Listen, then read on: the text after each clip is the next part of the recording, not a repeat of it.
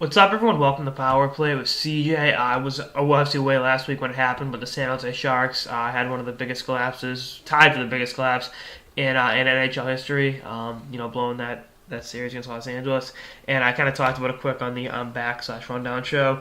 But I want to focus in on how they're going to approach their first round pick this year. They have the 25th overall pick in the NHL Entry Draft, and if you saw my mock draft, and I'm hoping everyone has, it's only been up there for almost a month.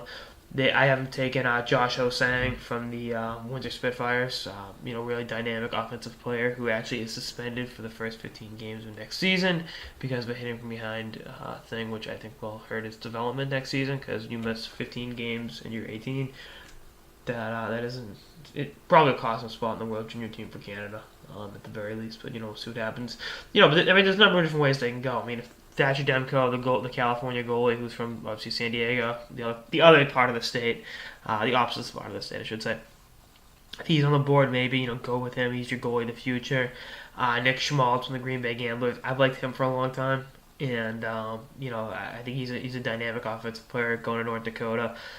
Maybe he fits that mold. We'll see what happens with that. But going back to Thatcher Demko, I mean, everyone says, and I've advocated goalies take longer to develop. It's a fact. But I mean, Gibson in Anaheim was up in 3 years. After being drafted. So that's something to keep an eye on. Maybe they say he can be the heir apparent to Niemi, and maybe you move Niemi, you bring in, like a stopgap type option. That maybe that's that. Obviously, Niemi wasn't the only player at fault in that collapse against Los Angeles, but you can't completely absolve him of the blame. But I think they need to be open-minded with this pick. They need to take the best player available. Their farm system. I mean, not even the farm system. Their young players. Their collection of young players has improved. The last couple of years. Nieto, Hurdle, Mueller, guys like that. Will Mueller push for a spot next year? I don't know. I'm not totally sure. But I think another year in the Western Hockey League would benefit his development. But we'll see what happens with that. But again, I like I like Josh Osang. I think the 15 games he's going to lose next year is going to hurt him.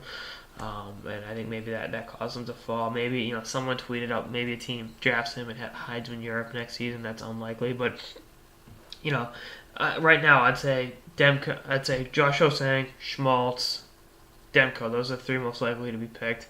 Then I guess you go Nikita Sherbak.